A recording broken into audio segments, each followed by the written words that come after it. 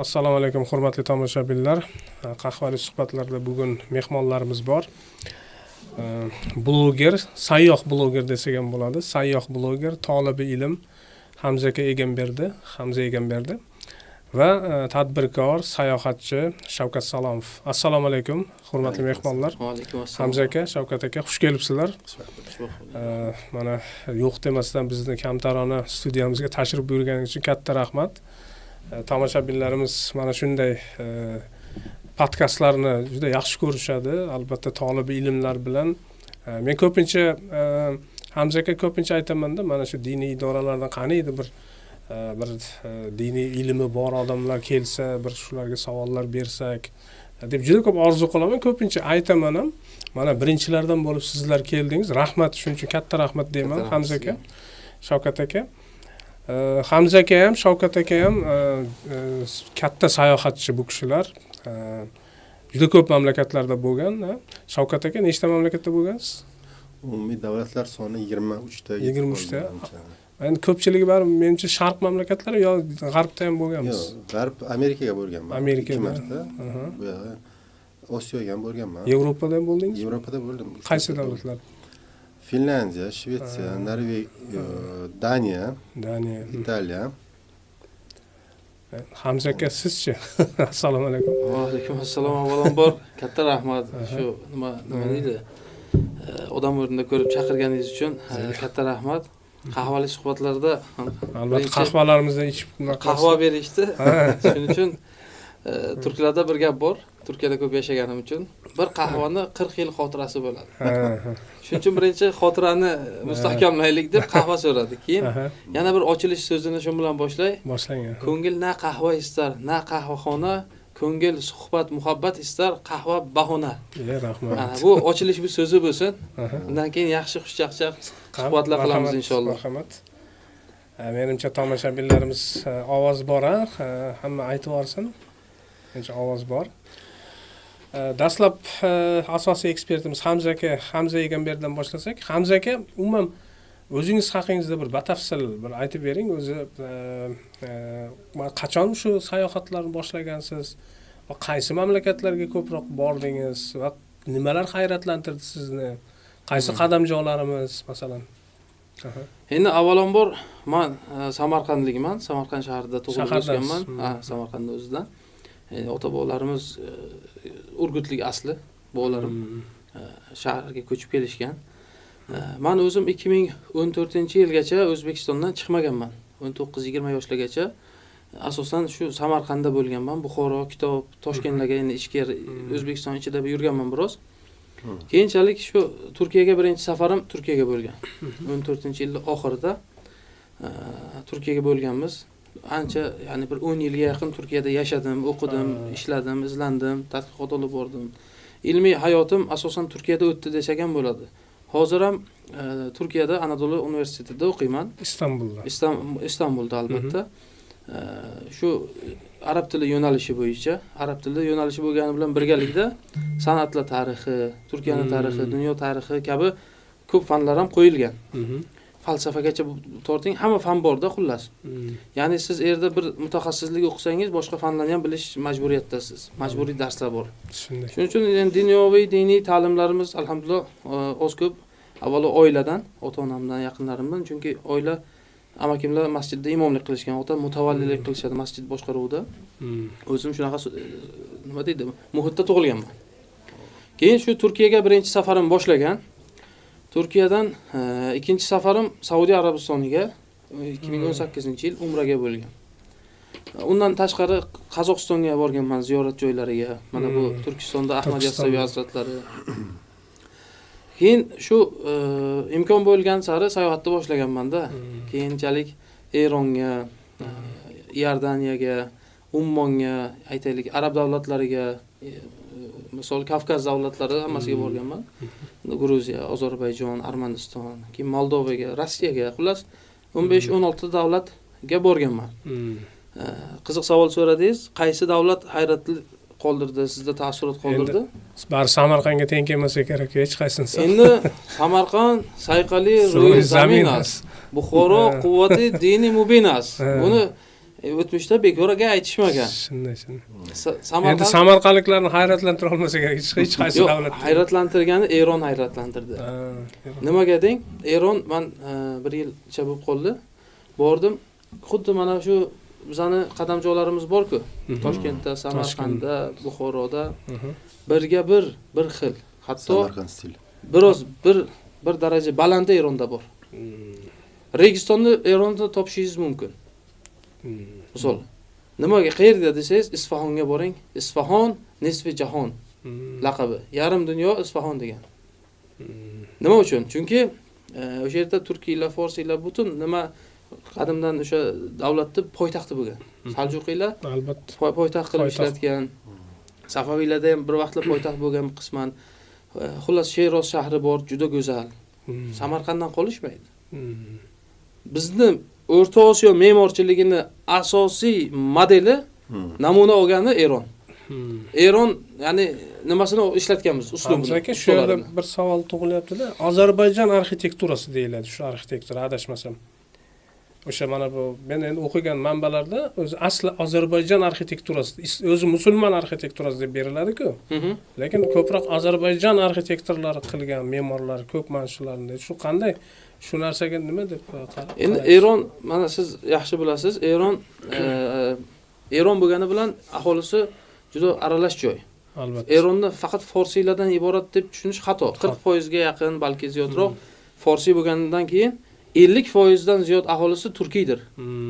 40% Ozarbayjon, turkmanlar, qashqaylar bor, o'zbeklar bor Erondagi. Shunday. Va bir qancha boshqa mana o'z kurdlar, arablar bor. Ha.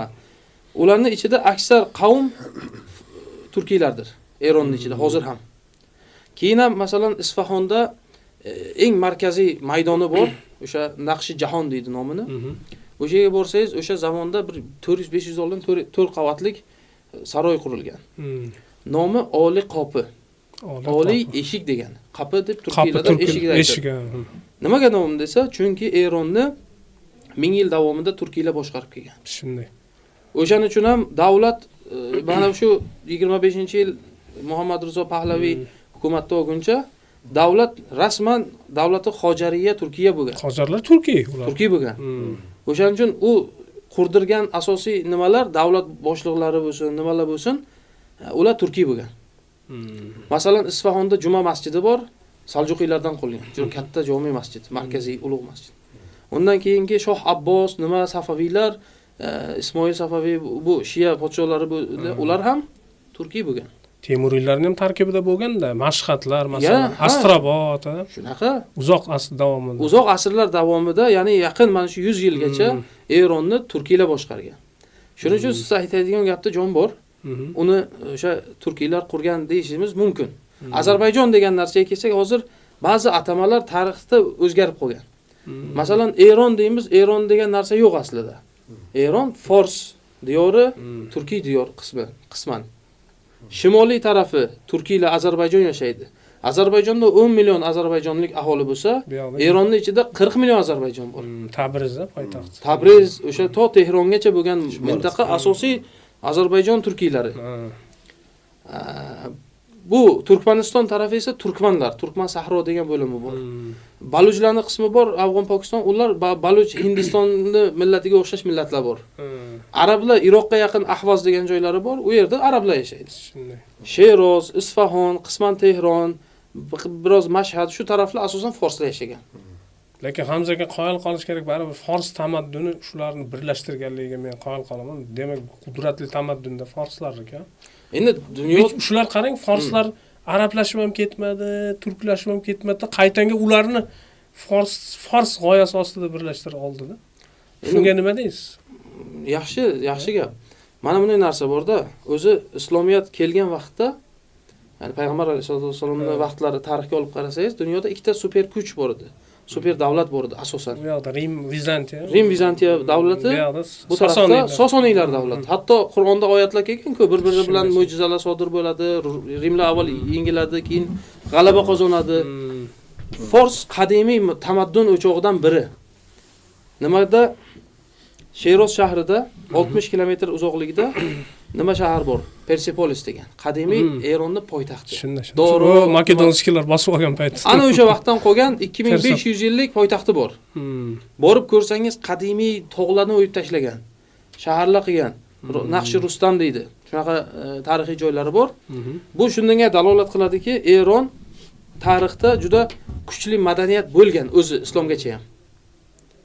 Keyin islom kirgandan keyin, islom dini bilan ular musharraf bo'lgandan keyin zamona ichida ularning kulturasi, madaniyati, tarixi islomga moslashgan, uyg'unlashib ketgan. Masalan, payg'ambarimizdan keyin 4 sahobani vaqti bor. Ularning vaqti o'sha tashqi va ichki kurashlar bilan o'tgan, Hazrat Ali roziyallohu anhu gacha. Undan keyin Umaviylar davlati boshlanganda, Umaviylar davlati musulmon davlatchiligini sistematik shaklga kirgan holati. Kotiblar olingan, xuddi Rim imperiyasiga o'xshab davlat qilingan, ba'zisi Vizantiya, ba'zisi Sosoniylardan olingan madaniyatlar, dunyoviy ba'zi sistemalar kirgan. Istar-istamas. Abbosiylarning vaqtida bu cho'qqiga chiqgan.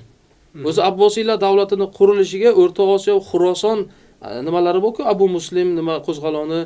O'shandan keyin bu Fors tarafi og'ir bosgan. Davlat boshqaruvchilari arab, vazirlar esa fors bo'lgan. Forsiylar endi dinimizga katta hissa qo'shishgan. Ayniqsa biz turkiy xalqlarni kalomida ko'p ibodat narsalari forschadan kelgan. Namoz. Arablar solat deydi, sola. Turkiylar, Turkiyaga borsangiz ham namoz deydi, Ozarbayjonga borsangiz ham namoz deydi, O'zbekiston ham namoz deydi, hatto Hindiston taraflari ham namoz deydi. Shunday. Ro'za va bunga o'xshagan gaplar fors tilidan kelgan bizga. Bizni ba'zi ota-bobolarimiz forsiy bo'lgan. Millat sifatida u millatchilik emas, lekin O'rta Osiyoni islomga eng ko'p xizmat qilgan nimalari forsiylar bo'lgan. Chunki biz turkiylar islomga forsiylardan keyin kirgan. Forsiylar bizda nimada dinimizda ustozimiz hisoblanadi. Bizga dinni to'liq forsiylar o'rgatgan. Shuning uchun biz ulardan bizani diniy lug'atimiz, adabiyotimiz ko'pi forsiy til bo'lgan. To Navoiy vaqti, Mahmud Qashqariy shulargacha forsiy til arab tilidan keyingi eng kuchli adabiyot tili bo'lgan. Chunki ustozimiz ular bo'lgan. Ularning madrasalarda bizga yetishib chiqqan. Keyin Navoiy bobamiz, boshqa bolalarimiz turkiy tiliga ko'proq urg'u berib, ular ham turkiy til ham ulardan kam emasligini isbotlab nima qilishgan. O'shaning uchun fors madaniyatini e'tiqodini emas, madaniyatini olib qarasak, u biz bilan chambarchas bog'liq tarixan. O'shani hisobiga-da, shu qadimiy bizning nimamiz bor. Undan oldiniga qarasangiz, endi u Eron Turon raqobati bo'lgan, O'rta Osiyoga bir Eron egallagan, bir Turon egallagan, shu biza Mo'g'ron Nahr mintaqasi, xususan O'zbekiston ko'pincha qo'l almashtirib turgan. Islomdan oldin. Islomdan keyinchi desangiz, unda ham shunaqa bo'lgan. Biz aslida Eron bilan doim nimada yurganmiz? Eron tarafi bilan. Raqobatda yurganmiz. Amir Temur borib Isfahonni egallagan, Sherozni egallagan. Sheroz. O'zi ana u she'r nimasi ham bor-ku, Sherozi bilan. Haraga she'ri bor. O'shani aytmoqchi edim. Aytishu. Og'zingiz bol yesin deydi-ku. Bir ijozat bersangiz, shuni ham aytsak. Shu masalan ikkita Sheroziy bor-da, Sa'diy Sheroziy bor, Hofiz Sheroziy bor. Ikkalasi ham juda mashhur olim. Mashhur. Endi Sa'diy Sheroziy oldinroq yashagan Sulton Mahmud G'aznaviy vaqtlarida, 1000-yillar atrofida. Mana Guliston, Bo'ston mana shu Sheroziy. Hofiz Sheroziy esa bir 3-4 asr keyin Amir Temurning vaqtida yashab o'tgan shoir odam. Uni bir she'ri bor, she'rida forschalab aytadiki, xoli hinduyash baxsham Samarqandu Buxorora. Bir turkiy xolga, bitta turkiy chiroyli ma'shuqani xoliga deydi, Samarqandu Buxoroni baxsh qilib bersam deydi. Bu gap o'zidan ham mashhurlashib ketadi. To Amir Temurning qulog'igacha yetib boradi. Bir kun Amir Temur ham ayni aqlli, ma'rifatli odam bo'lgan. Sherozni shu egallagan vaqti shuni olib keldiradi. Hammaga soliq qo'yadi. Endi o'sha zararni ko'tarish uchun hammaga o'lpon tushadi. Keyin Amir Temurning oldiga qaysiki shoir, olim, bir ahli ilm inson borsa, iltimosini qaytarmagan, hurmat qilgan. Bu ham boradi. Bu kim deydi? Bu Sheroziy. Keyin o'sha baytda o'qiydi. Shunaqa deganda nima deysan shunga deydi. Endi katta Xoqonni oldida o'tiribdi, titraydi har qanaqa odam. O'zi gadoy bo'lsang dedi, yana Buxoro. Ha, sariq chaqanga o'zi shikoyatga kelgan, shu ustimdagi o'lponni olib tashlang, pulim yo'q degan. Ha, senga nima bo'ldi degan. Ha, sen Samarqand va Buxoroni meni poytaxtimda bag'ishlab boradigan darajada boy eding kelsa, u ham boshini ekkanu kamtarlik bilan shunaqangi saxiyligimiz uchun hech joy qo'yimiz qolmadi degan. Keyin Amerika bir kulgan. Ma'qul kelgan. Hatto bir bayt o'qigan, o'sha zahoti to'g'rilagan. Baxsham do'qandu xurmoro degan. Shu darajaga tushdimki degan. Endi o'sha xurmoga yuribman-da. 2 xurmo bilan 2 qand berib yuborman, boshqa hech nima qolmadi degan. Shu darajaga tushdim endi podshohim degan. Ha, diplomat qanday bo'ladi? Ana shunday so'z boyligini qarang. Bo'lmasa Amir Temurga sal chappa gapirsa, kalla ham ketishi mumkin. Shunaqa vahshatli nimalik odamda, salobatlik. Keyin kuladi-yu, olib tashlang, hatto 1-2 so'm nima beringlar deydi. Xursand bo'ladi, kayfiyati ko'tariladi. Shunaqa Sherozda ziyorat qildim lekin u kishini ham. O'sha shoirda. Mana shu Isfahonni ko'rdingiz, mana Sheroz, mana boshqa shaharlar juda ulug'vor-a u yerda, o'sha madrasalari, eski nimalari. Umuman munosabat qanday shu qadamjolarga nisbatan, jamiyatni, davlatning munosabati qanday u yerda? Endi avaylab asrash shu bormi? Shu turistlarni jalb qilish. Masalan, bizning O'zbekiston diyori ko'plab urushlarni boshdan o'tkazdi. Ayniqsa ruslarni Oqpo'sho davri deymiz, keyin Qizil imperiya, o'sha Sovet hukumati vaqtida ko'plab tarixiy asarlarimiz ming afsuski bombardimon bo'lib, ko'pi nima bo'lgan, xarobaga aylantirilgan yoki qolganlari ham omborxona, molxona, har xil sayizxona qilib xarob, ya'ni tashlab qo'yilgan. Eron esa unaqa narsa ko'p bo'lmagan. Mana Turkiyada ham qisman bo'lgan, juda kam, lekin Turkiyada ham tarixiy asarlari qolgan. Eron ham xuddi shunaqa tarixiy asarlar aslicha turibdi. Davlat yaxshi qaraydi. Eron davlati uni bir tarixini bir ajralmas qismi sifatida, o'zini bir madaniyatini bir nima deydi? Bir muhim bir narsasi sifatida tarixiy obyektlarga juda yaxshi qarar ekan. Buni nimasidan ham bilsangiz bo'ladi, o'sha yerdagi qarovidan, nimasidan. Ya'ni xulos Tehrondan chiqasiz, Tehron qadimiy ray shahri, uncha ko'p asarlari yo'q tarixiy, ko'p narsalar yangi. Lekin Isfahon, ya'ni bir dunyoni sayohat qilaman degan odam Eronga bormasa dunyoni ko'rdi deb aytmayman. Shunaqa og'zingiz ochiq qoladi ixtiyor aka. San'at desa, men dunyoni men endi hozir ko'rgan davlatlarimning ichida Eron deyman.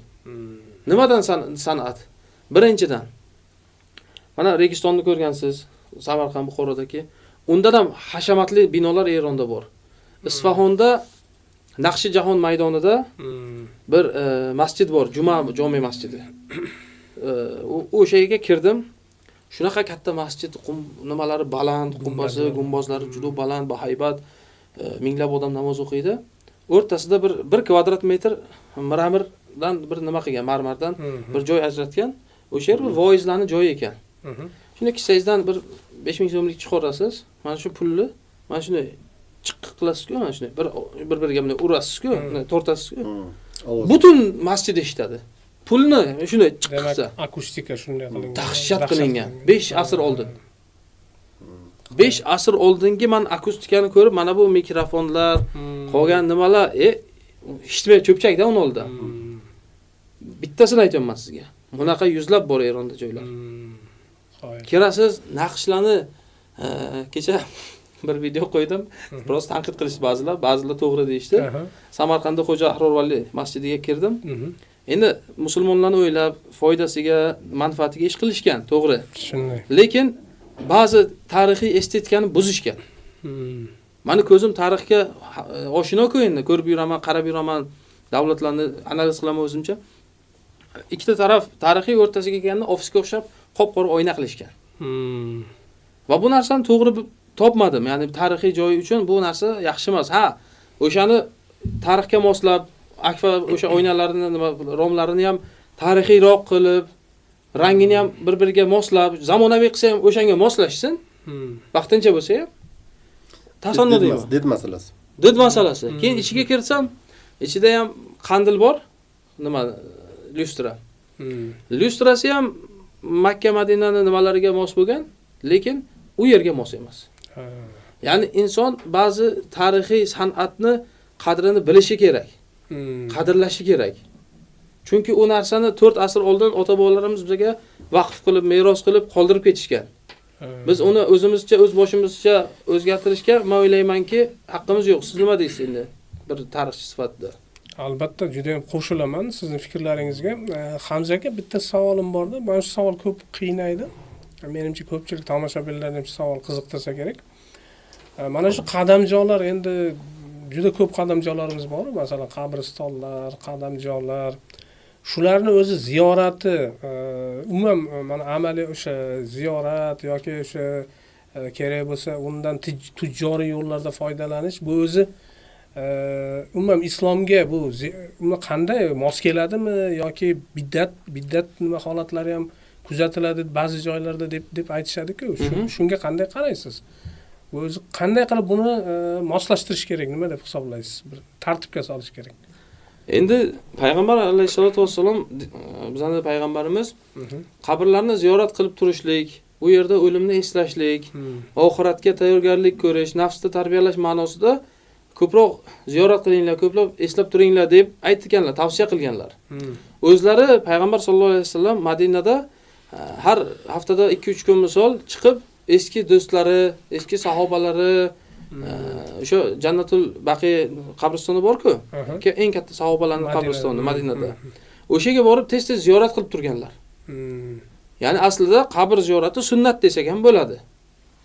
Bizga mana bu dunyoda nima deydi? Dunyo muhabbati ko'p ham qalbimizga kirib dunyoviylashib, o'ta dunyoga muhabbat qo'yishimizni oldini oladi. Bizning nafsimiz ko'p narsadan qo'rqmaydi. Lekin o'limdan qo'rqadi. Chunki o'lim desa orqaga tortadi-da. Nima? Bir qadam, chunki inson erta nima bo'lganda ham bu foniy dunyodan abadiy dunyoga ko'chadi. Irtihol qiladi, ya'ni dunyodan o'tadi. Asl hayot oxirat hayoti, qabr hayoti ham vaqtincha. O'shaning uchun asl oxirat hayotini eslatib turuvchi qabrlarga borish bu yaxshi narsa. Yaxshi ma'noda borsangiz albatta yaxshi. Siz aytgan ba'zi narsalarga qo'shilaman. Noto'g'ri bid'at, xurofot ishlar bor, ularni qilmaslik kerak. Masalan, bor o'pib, to'p qilib yoki bir narsalar bog'lab, shu narsalar to'g'rimi? Unga ham kelamiz. Noto'g'rimi? U noto'g'ri. Masalan, bordingiz bir yana oldinroq o'tsak, endi bizada O'zbekistonda ulug'lardan kim bor? Bir dona sahoba bor. Bir dona sahoba, u kishi ham Samarqandda payg'ambar alayhisolatu vasallam amakilarini farzandi Husam ibn Abu roziyallohu anhu. U kishi bor. Undan tashqari bir payg'ambar bor deyshadi, Doniyor payg'ambar. Ziyoratgohi bor, nima bor? Bo'lishi mumkin. Bo'lmasligi ham mumkin. Uni men rad qilaman, qabul qilaman. Lekin yaxshi niyatda borib, duo va fotiha qilib ziyorat qilsa zarari yo'q. Yomon emas. Endi undan tashqari Alloh taoloning do'stlari bor. Xudoga yaqin bandalar. Avliyo deymiz, valilar, olimlar bor, shayxlar bor, pirlar bor. Bular hayoti bo'yicha dinga xizmat qilib o'tgan. Kim masalan 4-5 tasini sizga aytsam. Aytaylik, Shayx Xovandi Tohir, Shayxon Tohir. Toshkentda. Samarqandda kim bor? Xo'ja Ahror Vali bor, misol deylik. Termizda kim bor? Imom Termiziy bor, Abu Hakim at-Termiziy, Abu Iso at-Termiziy. Xorazmda boshqa bor, Buxoroda 71 bor, Al-Buxoriylar bor. Bular umrini mana shu Xudoning yo'liga bag'ishlagan, shu Xudoning roziligini topaman va insonlarga shuni yetkazaman deb hayotini shu narsaga tikkan insonlar. Ular Allohga dunyoning o'zida do'st bo'lgan. Ularga karomatlar berilgan, yaqinliklar berilgan. Qur'onda bir oyatda Alloh aytadiki, Xudoning yo'lida yashab, kurashib, xizmat qilib o'tib ketgan insonlar haqida o'lgan, o'liklar demanglar degan. Ular tirikdir. Lekin siz uni tushunmaysiz. Ya'ni qanaqa tirik? Jisman o'lgan. Lekin uni ma'naviyati, o'shani nimasi Alloh tomonidan boshqa oyatda rizqlantirib turiladi. Ular shunchalik ko'p tochka ochgan hozirgi ta'birda o'shandan savob kelib turadi. Masalan, bir Imom Buxoriyda olsak, u kishini hadis kitoblari butun dunyo musulmonlari tomonidan tan olingan. Kunimizgacha foydalaniladi, ishlatiladi. Vafot qilganlarga 1000 yildan oshdi, lekin 1000 yildan beri sadaqai joriya, yaxshilik kelib turadi. Yoki kimni aytaylik? Misol, Imom Termiziy. U kishi ham shunaqa. Nima demoqchiman bu bilan? Ular o'lik emas. Ularni oldiga borib ziyorat qilsangiz, tirikligida ziyorat qilganday savob beriladi. Bir olim insonni borib ziyorat qilmaysizmi? Duosini olmaysizmi? O'zingiz uchun, farzandingiz uchun, nevaralaringiz uchun. Mana Hamza aka, uzr gapingizni bo'ldim. O'tgan yil yozda Maxtumi Azam Dahbetga bordik. O'sha Eshon bobolarnikiga borib, Samarqand. Samarqandda. Masalan, men juda ular ham xursand bo'lishdi, bizni duolar qilishdi. Biz ham juda shunday tanish borib u yerda shunday odamlarni o'sha avlodlari bilan tanishganimizdan juda xursand bo'ldik. Ko'rsatuvlar qildik. Buni yomon tarafi yo'q deb o'ylayman-da. Mana shunaqangi aziz avliyolarimizni bir ziyorat qilish hech bir menimcha bir zarar tarafi yo'q. Bu aksincha foydali deyman. Albatta. Foydali. Masalan, demak qadamjonlarga borib u yerda nima qilish, mayli endi biddat odatlarni chetga chiqaraylik. U zarari yo'q, qaytanga u menimcha turizm, zamonaviy til bilan aytgan turizmdan foydasi katta deb o'ylayman. Endi bu ma'naviy turizmda bu. Ma'naviy turizm. Ko'ngil turizmi. Albatta. Qalb nimasi. Baraka yog'ilib Bu turadi. mamlakatimizning o'sha iqtisodiga ham foydali taraflari katta-da, to'g'rimi? Endi Afg'oniston haqida gaplashsak, Shavkat akaga ham so'z beraylik. Shavkat aka Afg'onistonda bo'lgansiz-a? Yo'q, bo'lmaganman. Albatta, Erondachi? Yo'q. Lekin niyat bor. Borish kerak. Endi Hozirgi sharq bilan g'arb. Men biroz sharqiy, g'arbiy. Lekin rasmlardan yoqamiz. Shundan. Eronga havas bor. Endi Erondagi hozirgi endi urush ming afsuski shunaqangi juda yomon tushdik. Tezroq tugasin. Tezroq ilohim Eron xalqiga shu nima tilaymiz, sabr bersin. Ilohim tezroq tinchlik bo'lsin, insof bersin o'sha Amerikasiga ham, boshqasiga ham tezroq tinchlik bo'lsin. Endi Afg'oniston haqida gaplashsak, Hamza aka bugun o'zi mavzuni Afg'on diyori qadamjonlari deb nomladik. Mana suratlar bor ekan. Afg'onistonda necha marta bo'lgansiz, Safar aka? Hamza aka, uzr. Afg'onistonda 2 marta bo'lganman. 2 marta. 2 marta. Birinchisi o'tgan yil Ramazon oyini boshida boruvdik. O'tgan yilgi Ramazonda, bu yilgi emas. Unda bir 10 kunlik safar bor edi. Aslida safarimiz tijoriy edi. Bir tijoratda yo'lga qo'yamiz. Bir ikkita Afg'on bozorini egallamoqsizlar. Tillo qidirib boruvdik. Hazil.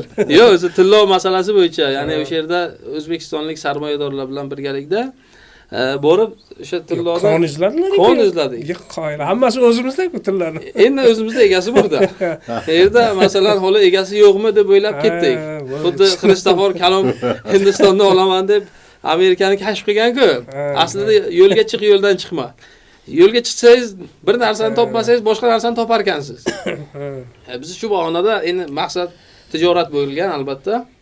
Bordik, o'sha nimaga Tojikiston chegarasi bo'lgan mana bu Amudaryoning boshi. O'sha taraflarga borib tillo masalasini ko'rdik. O'sha vaqtda biroz ziyorat qiluvdik. U paytlar endi nimadan videolar qo'ymasdim. Sotsial media, Instagramda, YouTube'larga. Keyinchalik mana bu yil bordim. Bu yil asosan sayohat bo'ldi. Asosan mana shu ulug' ota-bobolarimizni ziyoratgohlarini birma-bir borib, o'rganib, kashf qilib o'zimchada o'shalardan ancha xalqimizga ko'rsatdim. Xalqimiz bu narsaga juda qiziqar ekan. Agar nima bo'lgan bo'lsa, e'tibor bersangiz, 100 minglab ko'rildi. Kim aytaylik, men 3 ming, 5 ming, 10 ming taqibchisi bo'lgan odam bo'lsam, nima deydi, podpisчики bo'lgan. Lekin videolarim 100 barobar 200 barobar ko'p ko'rildi. Qiziqish katta-da, albatta. Bittasi Abu Rayhon Beruniy hazratlari, u kishini ziyoratlarida 500 mingdan ziyod odam kuzatdi. Ko'p nima deydi, natijalar yaxshi bo'ldi. Xalqimiz shu ilmga holigacha nimasi so'nmagan. Tashlandiq joy deyshadi. Hozir obod bo'lgan, yoniga biroz masjid nima qurishyapti. Hozir ancha yaxshi, oldingiga qaraganda. Oldin juda tashlandiq edi.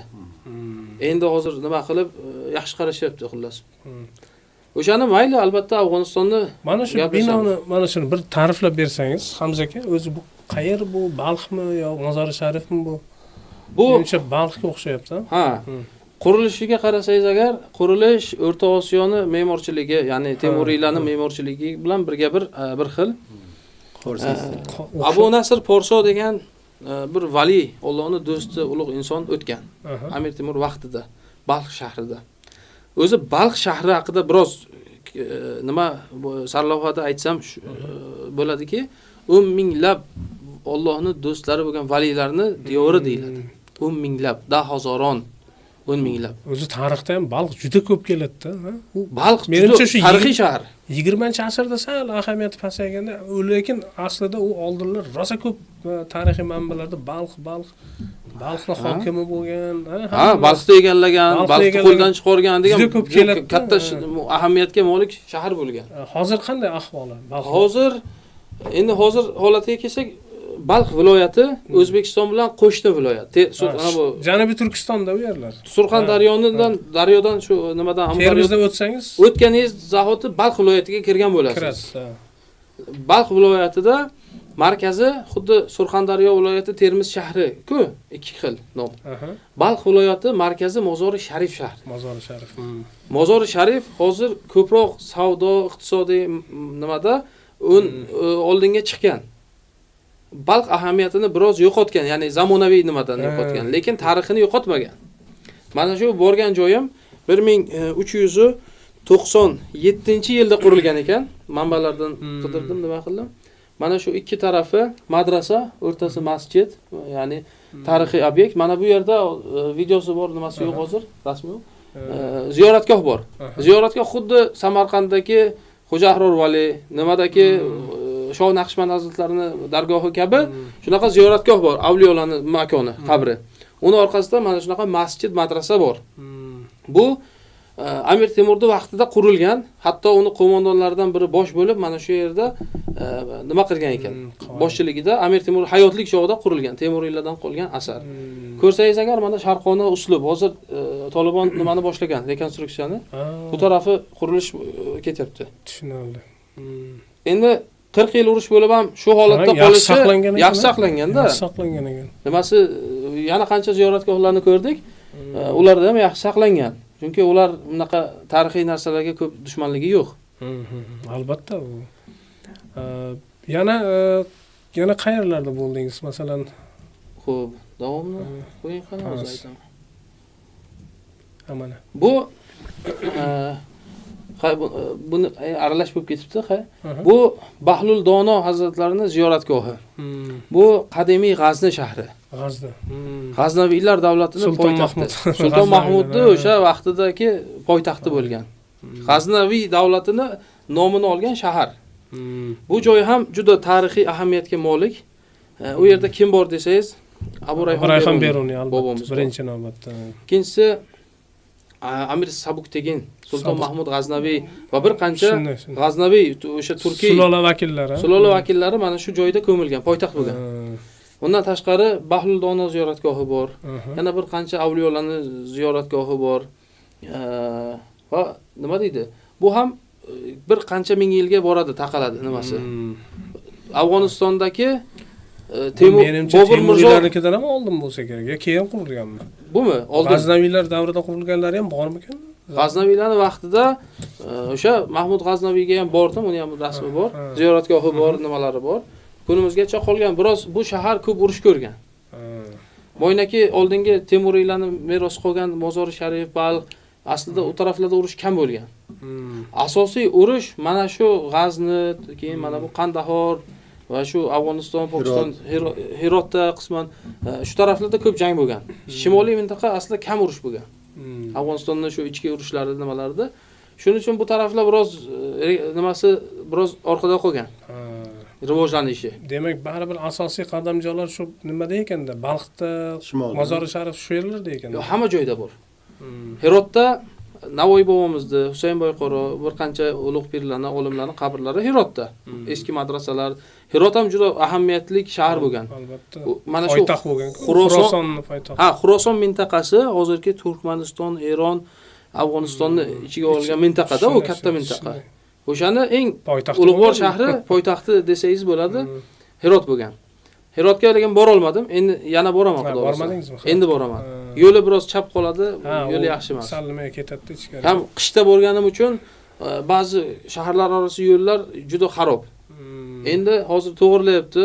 Mana shu 1 yil ichida ham Afg'onistonda ko'p farq bor yo'llarda ayniqsa. Shu infratuzilmasi haqida biroz tushuntirib bering, Hamza aka. Yo'llari, elektrlashtirishi, avtomobillar, umuman xizmat ko'rsatish qanday, transport, energetikasi hozirgi Afg'oniston haqida biroz gaplashamiz. Mayli. Xo'p, qarang. bizga juda qo'rqinchli tasvirlashadi-ku Afg'onistonni. Ha. Urush, qayerda vayronagarchilik, Badjahl odamlar. qashshoqlik, badjahl. Ha. Endi o'tgan yil borganimizda biz u payt O'zbekiston shunaqa qarori bor edi. Afg'onistonga kirib bo'lmaydi O'zbekistondan, vizangiz bo'lsa ham. Afg'onistondan O'zbekistonga kirsa bo'ladi. Ya'ni bir taraflama qilib qo'ygan edi. Hozir bemalol Termizdan kirib chiqish mumkin. O'sha vaqt Tojikiston bilan Sherxon Bandar chegara posti bor. O'sha yerdan o'tib shimolga Qunduz, o'sha Mozor Sharif, Shibirg'on viloyatlarini ko'rdik. Maymanagacha bo'lgan mintaqa, shimoliy mintaqaning yo'li juda zo'r. Ma'ni nima deydi? Ba'zi yo'llari eski, sifatli lekin. Yangilari ham sifatli, yaxshi. Xullas yo'lda shimolda muammo yo'q edi. Shu nima Turkiyaning yo'llaridami yoki un sal pastroqmi sifat? Yo'llari zo'r. Zo'rmi? Lekin ya'ni Sezirda haqqi Sezirga, Tolibonda haqqi Tolibonga yo'l masalasida yo'l masalasida dahshat deydi-ku, nima? Juda yaxshi faoliyat olib borishyapti. Haqiqatda aytamizda, nima qilamiz, chekinamiz. Chunki mana G'azniga bordim. G'azni bilan Kobul orasi 160 kilometr. Masofa. Bir dona chuqurcha yo'q. Qoyil. Tep-teks o'ynadak. Qoyil. Asfalt. Rasmini ko'ribsan-da? Yo'q, videosi bor edi. U yo'l katta yo'l emas. Ikkita taraflik, ikki tomonlama, bitta ikkita mashina ketib keladi, lekin bir dona chuqur yo'q. Siz o'ylaysizki, shu yerda urush bo'lganmi deysiz bu yo'lni ko'rib. Ishongingiz kelmaydi. Yangi yo'l bo'lmasa, mana shu oxirgi 5 yilda qurilgan. Ha, juda yomon yo'llari ham bor, o'qirchoqlar bor. Ular nima uchun unaqa bo'lgan? Chunki o'sha vaqtda urush bo'lgan. Urushda bilasiz, tankalar yuradi, boshqalar yuradi. Afg'onlar yo'llar chetiga mina qo'ygan. Amerikani Hammer-Pammerlar kelganda portlatgan. Shuni hisobiga yo'llar alg'ov bo'lgan ba'zi qismi. Lekin qilinyapti hozir. Mana bu odamlarning o'yini sotib olib, tog'larni ham chappa qilib Kobulni nimasi mashhurda, probkasi. Izdihom deydi. Juda mashhur. Chunki soatlab qolib ketasiz yo'llar. Moskvada ko'p ekanda. Juda ko'p. Kobul shahrida 8 million aholi bor. Toshkentdan ko'p. Toshkent viloyati bilan qo'ysangiz balki 6 million chiqar misolda. Ya'ni aniqini bilmayman. Lekin Kobulda 8 million aholi bor. U megapolis bo'libdi-da. Ha, baland bino bo'lmagan hisobidan. Baland binolar ham menimcha tushyapti. Bor, tushgan. Endi to'g'ri osmono'par binolar. Osmono'par emas, bir 10 qavat, 15 qavatliklar bor. Mana bu Braziliyada bitta joy bor, bilsangiz, mashhur. Rio de Janeiro, San Paulo. Eski ana kambag'allar yashaydigan, kambag'allar demaylik endi. Oddiy insonlar yashaydigan. Fe bilan boshlaydimi bir nimada? Ana bu barakadalar, mayda-mayda uychalar bor. Tog'da uy qilishgan. Kriminalni, narkotik parkotiklar shu aylanadigan joyda kinolar ko'p bo'lishadi. Ha, mashhur joy. Favellami bir nima deydi? Favella bo'lsa kerak. Ko'plab shunaqa favella bir qismi. Uni men qo'ydim, 100 minglab odam ko'rdi. Lekin tog'da uy qilishgan. Lekin usti bunday yomon ko'ringan bilan ichiga kirsangiz dahshat deydi-ku. Afg'onlar bizdan yaxshi yashaydi, agar sal puli bo'lsa. Sifatli yashaydi. Uylari mana Kobul shahrida, boshqa shaharlarda 2 xonalik uy yo'q. Afg'onistonda 2 xonalik uy topolmaysiz. 3 xonalik ba'zir, 4 xona bo'lmasa 5 xona, 6 xona. Kvartira. Eng kambag'ali kvartirasida ham uncha yashamasa kerak. Ular hovlida yashasa kerak. Yo'q, endi bar shaharlarda nima, hovli yo'q. Narxlari qanday? Narx o'zidan arzon. Arzon. Masalan, o'sha 5 xona uylar qanday? Kvadrati $400-500. $600. Eng poytaxtda markazi, premiumi. Biz Toshkentda arzon. 5 yil oldin bizda ham shunaqa edi taxminan. Ha? Nimada bir uyni ko'rsatdim Mozor Sharifda. Quruvchisi hozir O'zbekistonda ham uy quryapti. Kvadratni nech pul dedim. Nima deydi? Shaharchada qurgan ikkita katta bino, 10 qavatlik. Lyuks liftlari bor. Ichiga kirsangiz qoyil qolasiz, shunaqa chiroyli. $300. Parkovkasi tagida. Nimaning tagi? Parkovkalik. Avtoturargoh nimalari bor. Eshikka axrana ham qo'ygan. Avtomat bilan turibdi, begonani qo'ymaydi. Nimada? Axranalik uy. $300 kvadrati. Va ichida 3 xonalik uy yo'q. Hammasi 4 xona, 5 xona, 4 xona, 5 xona. Nimaga dedim? Ha biz ser farzand dedi. Keyin biz tor uyda ichimiz qisadi dedi. Tura olmaymiz dedi. Kvartira bo'lsa ham keng bo'lishi kerak. Shuning uchun pul yig'amiz, 2-3 kishi nima qilib, kattaroq uy olamiz dedi. Parkovkalari ostidami, ili birinchi qavatda? Ostida, Ostida. uyda tagida. Avtomobillar qanday? Hammasi 90% Toyota. Yaponiya. Yaponiya. Qoyil. Chunki Pokistondan kirib kelaveradi u. ha, oldin undan oldin Erondan, kelgan. Pokistondan. Yo, auksionlar bor Dubayda. Men borganman. Dubayda auksionlar bor. Rasa 2000-3000 dollarda arzimagan bir 10 yil, 5 yil bo'lgan oz-moz yurgan mashinalar rasa Iroq, mana shu Afg'oniston, Pokiston tomonlarga rasa ko'p sotilardi-da. O'zi men bir eshituvdim-da, Hamza aka, shu Afg'on bozorlarida deydi, u bizni bozorlarda yo'q narsalarni topasiz deydi. Turli xil elektronika deysiz, butun dunyodan eng novinkalar, yangiliklar kirib keladi Afg'onistonga deydi-ku. Mana bitta akamiz bilan bordik, sim bor-ku, mana simi. Uylarga o'tkazadigan. Montaj qilinadigan simlarni. O'zbekistondan namuna olib ketdi, bu bo'lmaydi deb ayttirsak. Nimaga dedi? Afg'on pusa qilmay boruvdi o'zi. O'sha akamiz. Standart baland ekan-da. Qoloq mamlakatda Standarti baland ekan. Yes. Erondan, Pokistondan, boshqa davlatlardan standart asosida olib kirar ekan. Masalan, bir qancha O'zbekistondan benzin olib o'tishmoqchi bo'ldi. Tekshirishdiki, sifati past, qaytarib yuborishdi. Afg'oniston davlati sifatga, davlat sifatida ham, xalq sifatida ham qattiq turadi. Ya'ni oddiy go'sht yesa ham, go'shtni qaraydi. Yoshi kattaroq, sal kattaroq mol bo'lsa, olmaydi bozordan. Nima uchun? Yoshroq mol, mana bu kichikroq mol shirin bo'ladi. Go'shti muloyim bo'ladi va mazali bo'ladi. Shuning uchun ularda dumigacha chiqarib qo'yadi. Mana bizning molimiz kichik, oyog'ini qara, dumini qara deydi, ko'rsatadi. Raqobat kuchli. Keyin davlatning nazorati ham kuchli. Ma'lum bir foyda qo'yadi, undan ziyod ishlay olmaysiz. Go'sht arzon lekin. Go'sht $6.5 Endi to'g'ri, 75 ming narxlarning arzonligini men ham ko'p videolarda ko'rdim, Hamza aka. Lekin shunga yarasha u yerda ish o'rinlari qanday, pul topish qanday bu masalasi? Aholi ko'p bo'lsa, aholi ko'p. Endi nima tirikchilik qiladi asosan? Baribir menimcha sanoat hali unaqa emas. Endi qishloq xo'jaligi ham menimcha asosan yirik zamindorlar qo'lida bo'lsa kerak. Yo'q, unchalik emas. Unaqa qadimiy zamindorlik nimasi yo'q. Afg'onistonda qiziq narsa bor. Qishloqlarga ham bordim. Yo'llarda ko'rdim. Bir sotuq bo'sh yer ko'rmaysiz. Xususiy hammasi. Yo'q, nima demoqchiman? Ekinsiz yer ko'rmaysiz. Demak, xususiyda hamma, har bir odamga yeri bor-da demak, ha. Faqat mana bu shimoliy mintaqada hozir kanal qurishyapti, Qo'shtepa kanali. Qo'shtepa. O'shani hisobiga bo'sh joylar bor, chunki suv yo'q. Cho'l simon, yarim cho'l shunaqa vohalari bor. Ularda suv bo'lmagani uchun ekin ekilmaydi. Lekin ekin ekiladigan bir qarich joy ham bekor qolmas ekan. Masalan, yaxshi savol berdingiz, nima tirikchilik qiladi? Afg'onlar ham aslida ko'p yillar urush bo'lganini hisobiga xalqi chiqib ketgan bir qismi. Pokistonda bir qancha million aholisi bor. Arabiston, Eronda eng ko'p bor edi. Hatto 8 millionga yaqin afg'onlik chiqib ketgan. Nimada? Anchasini deport qildi yaqinda menimcha Eron. Ha, nimada Turkiyada ular bir chiqdimi, shu bilan Yevropa, Kanadagacha ketadi. Qo'yil xolos, pasportsiz ishtimasin. Ular hali samolyotga minib qochganlarni haligi Amerika ketgan paytda. Afg'onlarni men nimasiga qo'yil qolasan. Qo'yil qoldim. Turkiyada 100 minglab afg'on bor. Hech qaysi samolyot bilan kelmaydi. Erondan o'tib, g'ayri mashru nima noqonuniy yo'llar bilan ular hech narsadan qo'rqmaydi, ketaveradi.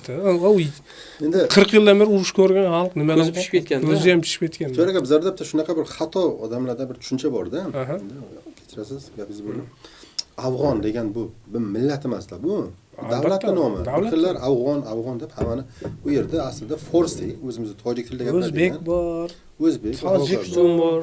Afg'on degan Afg'on millati o'zimizga o'xshagan millat. Umumiy bizni masalan chet elda ko'rgan inson sizni Afg'onistonlikmisan deydi, chunki ular sal yorug'roq, svetli bunday bir nima edi.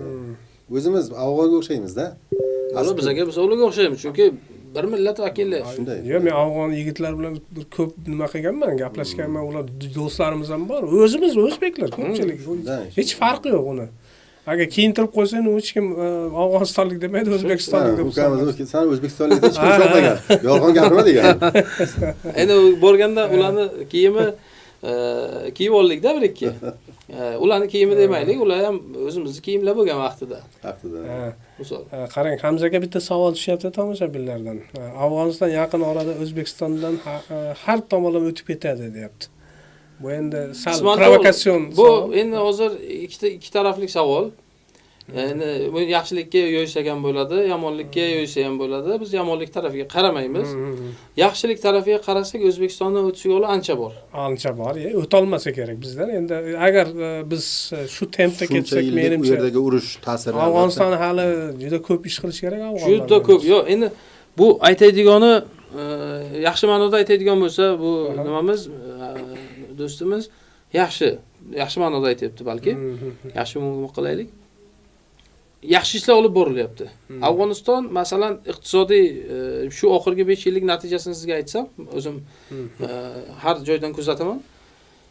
Puli $1 Amerikan dollari 120 afg'oniy, 120 afg'on puliga teng edi. 2021-yil. Afg'oniston shunaqa siyosat olib bordi. Hozir $1.60 ga tushdi. Masalan, Turkiyada men bilaman, aqlimni taniganimdan beri faqat inflyatsiya. Chiqish bor, tushish yo'q deydi. Chiqish bor, tushish yo'q. Bir qadam tushsa 5 qadam yana chiqadi.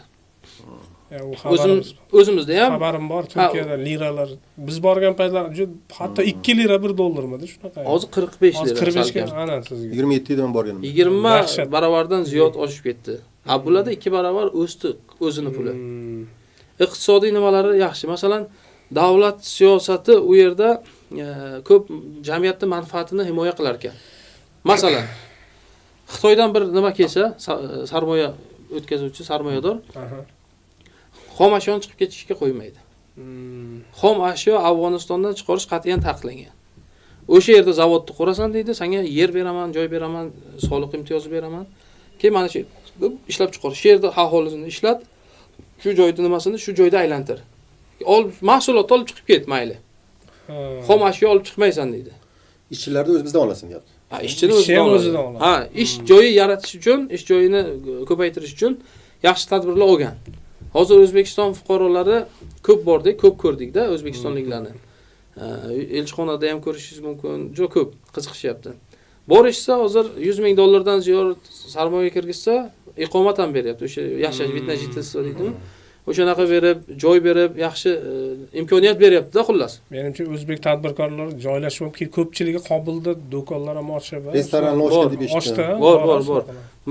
Mis konlarda olishdi, tillo konlariga qiziqqanlar bor, ya'ni miramir ishi bo'yicha nima?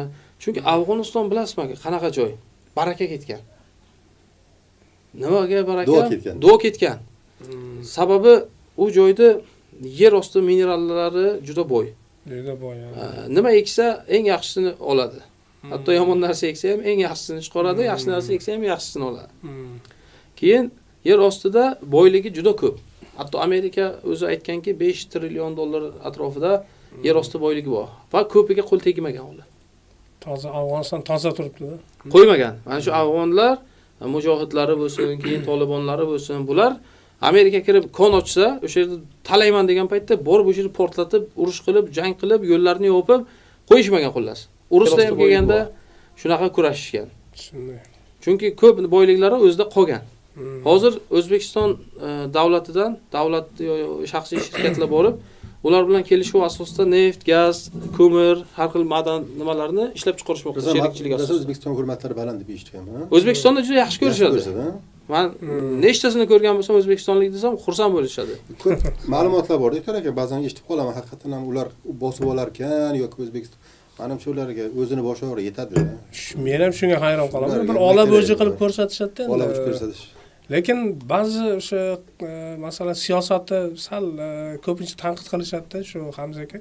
Mana ayollarga nisbatan bo'layotgan munosabatlar, Tolibonlarni shu rostdan ham shundaymi? Nima deb hisoblaysiz?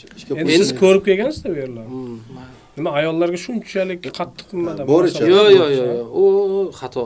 Ishoning, men o'zim xulosa qilganim, Afg'onistonda bo'lgan ayollarga hurmat dunyoning ko'p joyida yo'q. Hatto O'zbekistonda yo'q. Siz bitta masalan universitetda cheklavi bilan butun xulosani qilishimiz noto'g'ri. Nimaga deng? Birinchidan ularda mahr masalasi balandroq yuradi. O'zbekistonda uylanganda masalan o'zingiz ixtiyor aka nima mahr bergansiz yangiga? Nima tilla uzuk shuni? Ha bitta tilla uzuk bergansiz. Yo'q, o'zim ham ko'p go'r berganim emas. O'zim ham bitta tilla, bitta halqa berganman. Sizchi aka nima bergansiz? Shunaqami bitta tilla bergan. Sizchi mana o'zingiz. Uni ham bir yalchitib bera olmaganmiz o'zi aslida. 14 probalik eng Qarzib berganman. Mana o'zingiz ko'rib turibsiz. Eng ko'pimiz bitta tilla bitta o'zik berganimda xalqqa bergan mahrga. Ularda unaqa emas. Ularda $5000, $4000, $6000 beradi. Keyin uylanish biroz qiyinroq, chunki Oilani qadri baland keyin. Oilani qadri baland. Afg'onlarda ajrashgan oilani topolmaysiz. Yo, mana bu yosh go'daklarni katta Yo, u bo'lmagan gap. Davlat taqiqlagan uni. Ushlasa qamaydi. Pedofiliya-ku, masalan, to'g'rimi? Yo, juda go'dakni. Yo. U ba'zi qarangda, u Afg'oniston shunaqa joyki, ular haqida bizga ko'p ma'lumotlar asosan chetdan kelgan. G'arbdan, Amerikadan, Yevropadan, Rossiyadan yoki boshqa Hind, Xitoy tarafdan kelgan. Va ular ko'p ma'lumotlarni shaffof shaklda, to'g'ri shaklda bizga berishmagan. Mana hozir kunimizda Xudoga shukr Afg'oniston va O'zbekiston orasi juda yaxshi bo'lganligi uchun ikki taraf ham bir-biriga vizalar bilan bo'lsa ham borib kelib, mana o'zimiz qancha xalqimizni o'sha Afg'onistonga bo'lgan fikrini o'zgartirdik. Qisman. Nimaga? Ular ham o'zimizda odam ibodat qilishadi, ishlashadi, mehnat qilishadi, xushmuomala dedim. Yaxshi ko'rsatdik, mana ziyorat joylarimiz turibdi. Ularga hurmat qilishadi. Har tarafdan nima yaxshiliklarni aytdik. Endi kamchilik har davlatda bor. Uni to'g'rilash muhimi. Endi hozir bu masalaga kelsak, ayollar masalasi. Bir vazirni o'g'li bizani bir mehmon qildi bir joyda. Yo'lda ketdim, bir ko'rdimki, ko'zim tushdi, probkada svetofor juda kam, chiroqlar kam. Faqat mashina to'xtamay aylanadi. Shunga qaramay baribir tirbandlik bor. Qoidalarga qanday? Yo'l qoidalariga yaxshi nima Endi qilgan? bizdan ko'ra orqada. Biz ulardan yaxshiroq amal qilamiz. Chunki bizda urush bo'lgan emas, nimalar bo'lgan emas. Ular o'ng tarafda ham ruli bor, chap tarafda ham ruli bor. O'tira ba'zan adashib shofirni joyiga o'tirib olasiz. O'zingizni shofirda his qilasiz. Biz uni ko'rmagan-ku. Bizda faqat bir tarafli qoida. Yo, mana avariya hodisalari ko'p. Avariya yo'q, qarib yo'q. Demak, yaxshi haydashar. Yaxshi, endi moslashib ketganda sharoitga. Shu bir-birini Agressiya yo'qdir, balkim bizda. Agressiya. Nima yo'q, bilasizmi, Ixtiyor aka? Odamgarchilik kuchli yo'l shofirlarda. Shu haydovchilar bir-biri bilan nima turib qolsa, bir-biriga kechirim so'rab, nima qilib ketaveradi. Musulmonchilik yaxshi bor, kuchli-da. U birontasi tushib, bir-birini vag'ar-vug'ur, urushib ketsa, so'ka-so'k, bunaqa narsa ko'rmaysiz. Turtib ketadi, salimi bilan, "Ey, Xudodan" deydi, ketaveradi. Bir-biriga mehribon xalq. Chunki o'rganadigan ular tashqi dushmanga moslashgan ko'pincha, ichki qalinlik kuchli, birodarlik. Demak, ular faqat dushmanga qarshi shiddatli. Ular hech qachon birovga bostirib kirish, unaqa narsa yo'q. Siz yo'q. Afg'oniston o'sha 50 yildan beri urush bo'lganda biron marta O'zbekistonga rasman o'zi bostirib kirganmi? Yo'q. Eronga bostirib kirdimi? Yo'q. Turkmaniston Afg'onistonda Tojikiston, ishoning Tojikistonga hut desa o'tib ketsa bo'ladi. Shunchalik chegara katta. Ko'rinib turadi, mancha soyda u yog'ida. Bitta daryo o'rtada. Demak, Hamza aka, bu hammasi provokatsiya ekanda. Qaysi mamlakatlarni bizni o'sha urushtirishga harakat qiladi. Ko'ra olmaydi. Mana afg'onlar seni yaqinda bosib oladi. Afg'onlar Samarqand, Buxoro bizniki, bir bala degan gaplarni chiqarib provokatsiyada. Bizni tarixiy ildizlarimizdan qo'parishmoqchi. Mana hozir tarixiy binolarni gapiramiz. Ularning ko'pini bobolarimiz qurgan. Bobur Mirzo Hind Afg'onistonda, Kobulda. Alisher Navoiy viloyati nomini berdik. Lutfiy hammasi shu yerda-ku. Bobur Rahim Mashrab deymiz, boshqalari yana qancha ulamolarimiz, olimlarimiz nimada Afg'onistonda. Albatta. Odamlar hayron qoladi. Shuncha ulug'larimiz Afg'onistonda ekan. Nima uchun Afg'oniston? Men aytaman, Afg'oniston begona joymi? Afg'oniston bizning yurtimiz. Amir Temur diyori. Amir Temurning yurti. Shavkat aka, men shuni biz ba'zi ko'rsatuvlarimda aytaman-da, bizga Smolensk, Brestdan ko'ra mana bu yoq yaqin emasmi deyman. Yaqin ham. Qirot. Bu bizga yaqin-ku o'zi aslida. Bu shaharlar bizga o'zi vatan desa bo'ladi-da, deb o'ylab qoldim. Navoiy bobomizni bizniki deymiz, misol. Navoiy bobomiz bizda tug'ilmagan. Hirotda tug'ilgan, Hirotda vafot qilgan. Arada bir kelib Samarqandda o'qib ketgan. Bitta mamlakat bo'lganmiz-da. Demak, bitta-da. Temuriylar bo'lganda o'sha hammasi. Shohru Mirzo, Amir Temurning o'g'li Hirotda turib boshqargan davlatda. Ulug'bek Mirzo. Bu tarafda ham 100 yildan ortiq mana shu vaziyat. Shunaqa holat ko'p kelib qo'ydi bizga. Endi meni bir fikrim bor. Sun'iy chegaralarni men qabul qilmayman shaxsan qalbimda. Men Tojikiston bilan o'rtada chegaramiz bor. Endi siyosiy chegara aytmayman. qalbimni tojikistonliklar bilan birga. Shunday. Tojik meni 1000 yillik og'am, birodarim. Qarindosh ham shunday. Qarindosh urug'miz-ku. Tilda gapiradigan bitta millat bu. Ya biz qarindosh urug'miz-ku. Mana kelin olamiz, ularga qiz beramiz. Bu Mani onam tojik. Ha. Otam o'zbek. Shunday. Ikki millat. Qanday qilib men ikkita Men millatdan ikki xil tilda gapiraman. Sal davlat tili nimaga ham o'tadi lekin. Demak mana provokatsiyalar demak u qaysidir bir dushmanga kerak-da, bu xalqlarni urushtirish, to'g'rimi? Afg'onni bizga dushman ko'rsatish. Mana aytyapsiz-ku, shuncha mana qancha necha 2 marta bordingiz. Biron marta sizga bir sen o'zbekistonlik deb yomon ko'z bilan qarash qildim. Shuni so'radim bo'yasonni kecha. Ularni mehmondorchiligini ta'riflashga ilojiz. Uyini to'riga o'tkazadi. Bir yil qolsang ham uyim saniki dedi. Ana sizga. Bitta akamiz bilan o'tiramiz, bitta O'zbekistonda ishlagan savdogar afg'on. Aytdi, men o'zbek xalqini yaxshi ko'raman dedi. Nimaga dedim? Men dedi, O'zbekistonda ko'p oshnon yedim, u tijorat qildim. O'zbekiston xalqidan faqat yaxshilik ko'rdim dedi. Iltimos dedi, yolvordi ketadigan kunimiz. Keling uyimda qoling, mehmon qilaysizlarni dedi. Men aytdim, to'xtang, biz mehmonxonaga nima qilgan chiqib ketamiz ertaga dedim. Shunda mashinani kalitini chiqardi, Jeep. Oldimizga qo'ydi, "Mang" dedi. Meni yuravering. Xohlaganingizcha meni yuring. 2-3 ta mashinam bor, mana shu sizlarga dedi. Ana sizga mehmonsiz. Buni kim ayta oladi? Siz bironta hozir O'zbekistonda bironta uyiga borib 3 kun mehmon qola olasizmi? Yo'q, albatta. Yo'q, hozir endi shu sharoit qiladiganlar ham bor endi. Bor, kamda. Lekin biron bir afg'onni uyiga borib, misol ozroq tanishingiz bo'lsin, mehmon qolaman deng, sizga bitta mehmonxonasini ajratib beradi. Mana shu narsani na Turkiyada ko'rdim, na boshqa joyda ko'rdim. Bu narsa Afg'onistonda bizani qadriyatlarimizga eng yaqin xalq bor-ku. Afg'oniston va Tojikiston. Tojikistonda ham bir kun Qurbon bayramida boruvdik, uyga bordi. Ularda shu ko'chadan mehmonni ushlasa olib kirar ekan. O'zimizda shunday bo'lgan-ku. Avval bo'lgan, ha. Hozir bilmayman, eshitmayman. Qo'noq deyishgan-ku. Qo'noq deyishgan-ku shuni. Musofir nima edi? Xudoni atoyi xudo deydi. Musofir atoyi xudo. O'tgan kunlarda e'tibor bersangiz, Otabegini begona odam mehmon olib kirib ketadi. Hasan olib kirib. Ana shu qadriyatlar o'zi Afg'onistonda bor-da. Necha marta aytayman, bittasini uyida 10 kundan ziyod qoldik-da. Aytadi, 1 yil qolsang ham mana shu uy saniki dedi. Qol, xohlagan paytingki. Bittasiga bordik. Ishoning bilasizmi, ishsiz. 8 ta bolasi bor. Qanday tirikchilik qiladi? Endi orasida ishlaydi, mardikorchilikka o'xshab ishlab kun topib. Mavsumiy ishlaydi, bitta bolasi ishlaydi. Shu odamni uyida mehmon bo'ldim, bir kecha qoldim. $100 ham oyligi yo'q, lekin qalbi shunaqa ochiq, kirib bizani mehmon qildi. Uyida. Endi biz ham endi qarab o'tirmaymiz, borib mehmon nima taqarruf tashkillashtirib, men aytdimki, yo'q. Otelda qolgandan ko'ra dedim. O'sha $30-40, $50 men otelga bergancha dedim. Senga beraman. O'sha pulni olaman, yo'q, unga o'ziga aytmadim. U o'zi ko'ngildan qildi. Shunday chiqarib madamamni ol, undan ko'ra men sen uyingda qolaman. Olmayman dedimmi? Yo'q, olmayman dedim. Men aytdim, yo'q, baribir berdim. To'g'ri qilibsiz. Endi vijdonan endi o'zim ham rohatladim. Xursand bo'ldim. Qarang, shunaqa yaxshi mehmondo'st xalq demoqchiman. To'g'risi, shudaki shu bizada ko'proq odamlar Afg'onistonga borishga, shu tarafga o'tishga qo'rqishadi. Endi nima desam, shu narsani, shu qo'rquvni chegarasini olib tashlash kerak-da, qandaydir. Shuni endi integratsiyani kuchaytirish kerak shekilli.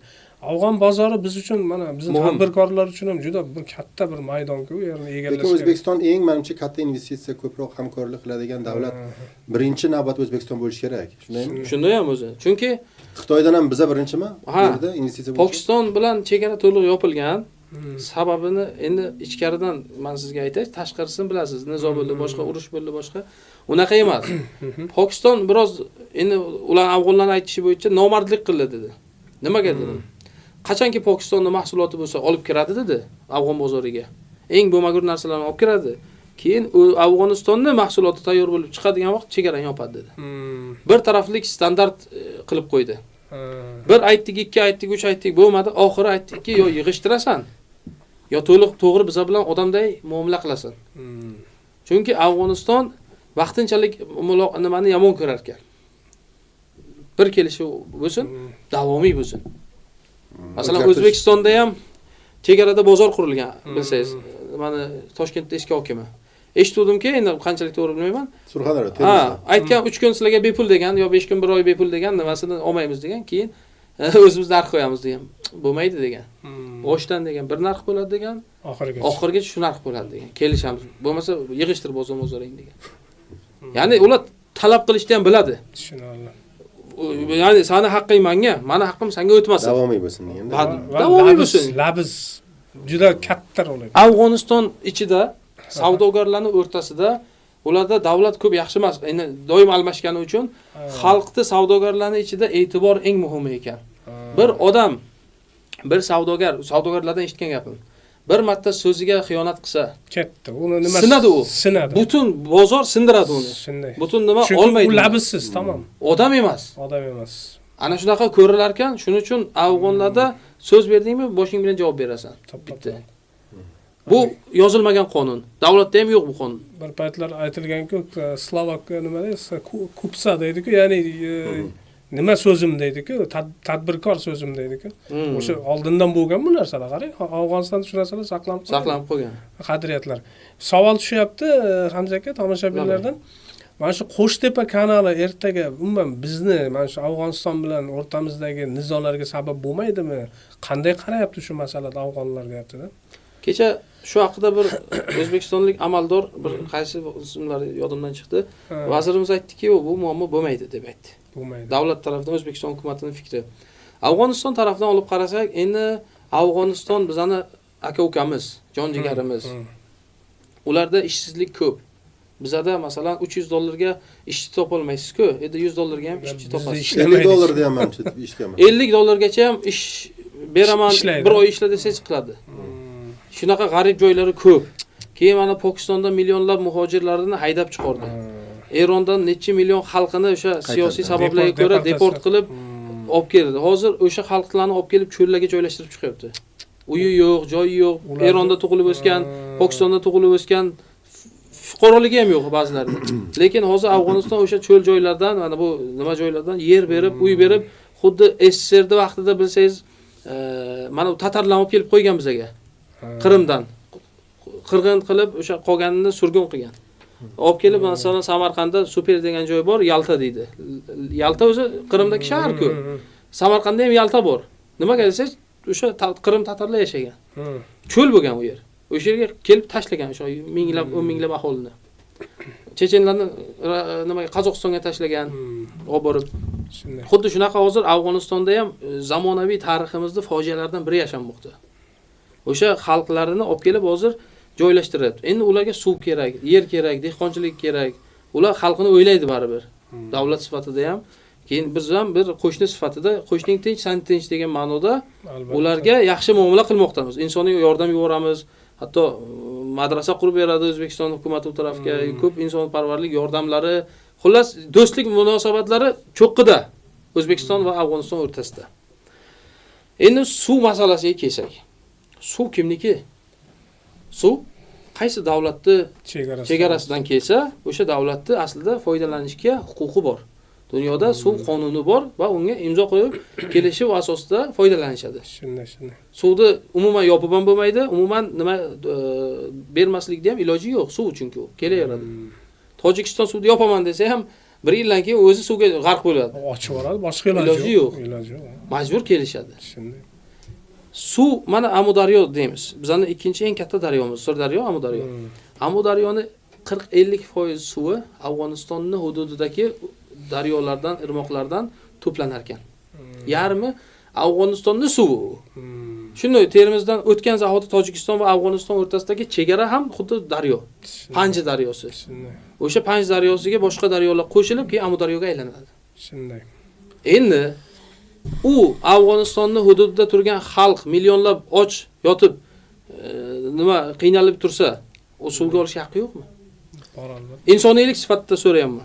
Bormi? Bor albatta. Endi huquq sifatida aytsak, suv yarmi Afg'onistonniki, davlat sifatida. Keyin u xohlagancha 100% suvni olsa ham unga xalqaro jazo qila olmaysiz, chunki u suv shartnomasiga ham qo'shilmagan. Lekin ular aytibdiki, biz insof bilan olamiz. Kerakli miqdorda olamiz. O'sha dehqonchiligimizga ozroq yetsin, qolgani yana ketaversin. Orolga ketadimi, O'zbekistonga, Turkmanistongami? Bu diplomatiya bilan Kelishuv asosida hal bo'ladigan ish. Kelishuv bilan qilinishi kerak. Endi Shuradagi bitta joyga nima uchun biz endi urushu g'irt ahmoqgarchilikda endi suv uchun to'g'rimi? Kelish kerak. Shunday kelish kerak. endi bir qaysi ma'lumot o'qigandim, ancha qism shu Amudaryoning suvi mana bu Turkmaniston tomonidagi qumlik joylarda ham singib ketar ekan deb eshitganman, juda katta ob'em.